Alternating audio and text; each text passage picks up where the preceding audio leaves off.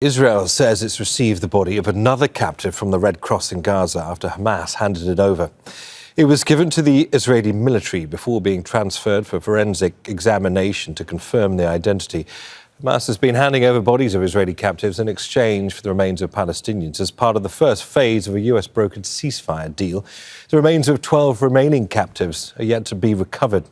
Nour Odeh reports from the Jordanian capital on how the presence of an Egyptian technical team in Gaza has helped the recovery. A reminder, Nour's in Amman because the Israeli government's banned Al Jazeera from reporting inside Israel. After days of recovery efforts and with the assistance of Egyptian teams, heavy equipment and the International Committee of the Red Cross, Hamas was able to hand over the body of one Israeli captive. Israel accuses Hamas of not handing over the bodies of Israeli captives killed during the 2 years of war at a pace that is to its standard. However, Hamas responds that due to the extensive damage, to the millions of tons of rubble piling in Gaza, this task will take time. This is something that the American administration also agrees with. They want Hamas to pick up the pace, but they also want to make sure that the ceasefire holds, and that is creating quite a lot of tension because so far the rhetoric in Israel is about escalation, is about retribution, even though no movement towards that end is happening. So one body delivered, 12 remaining bodies of Israeli captives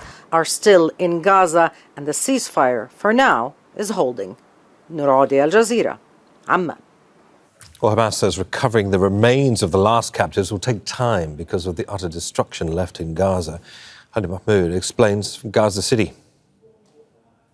This is part of the ongoing effort, of course, to locate and return the bodies of deceased captives across the Strip. And it also highlights the ongoing efforts of search that are not easy. They're quite difficult on the ground. So the remaining bodies inside the Gaza Strip will require more of the effort and more of the heavy machinery to be allowed into the Gaza Strip because the devastation, no matter how we describe it, it's too immense. Very, very beyond comprehension. Entire whole areas, you would walk for hours passing by neighborhoods and residential blocks that have completely turned into a pile of rubble. So it is very difficult on the ground, not with few trucks coming in or bulldozers or scrapers to be allowed in. The work that needs to be done on the ground requires huge efforts, including not limited number of heavy machinery, but a lot of it in order to help removing and clearing roads from the rubble and removing